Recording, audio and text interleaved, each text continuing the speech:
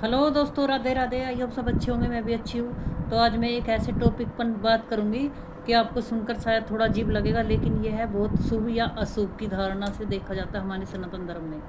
हमारे सनातन धर्म में माना जाता है कि अप्रैल के महीने में यदि आपको कहीं अचानक घर में छपकली दिख जाए तो यह बहुत शुभ संकेत माना जाता है। जैसे कि अप्रैल के महीने में हमारे सनातन धर्म में अक्षय तृतीया का पर्व मनाया जाता है, और कार्तिक मास में हम धनतेरस मनाते हैं और धन खरीदते हैं। सोना खरीदने की परंपरा है। सोना चांदी हीरे जवाहरात जैसी जिसकी पैसे को लेकर स्थिति है, उसी तरह से लोग खरीदारी करते हैं।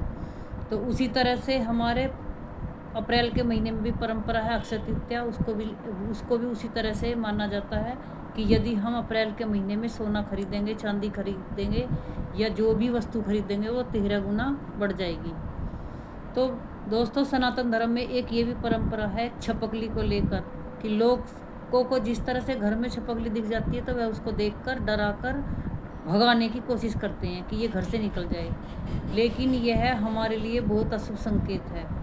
हमें कभी भी छपकली से डरना नहीं चाहिए और अपने घर से बाहर नहीं निकालना चाहिए। छपकली साक्षात माता लक्ष्मी का रूप माना जाता है। तो कभी भी मेरी बात ध्यान से सुनिएगा, कभी भी छपकली को अपने घर से भगाने की कोशिश नहीं करिएगा।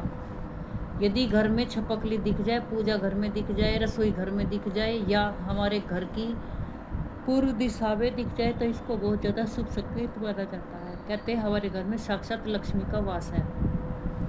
तो कभी भी मेरे भाई बहनों छपकली को देखकर भगाने की और घर से मारने की कोशिश कभी ना करें। यह आपके अशुभता का संकेत हो जाएगा और ये समझो कि आप अपने घर से खुद ही लक्ष्मी को घर से बाहर निकाल रहे हैं। अप्रैल का महीना जिस तरह से एक तरह से हमारे सनातन धर्म का बैसाखी मनाई जाती है, अप्रैल के महीने में साल की शुरुआत मानी जाती है।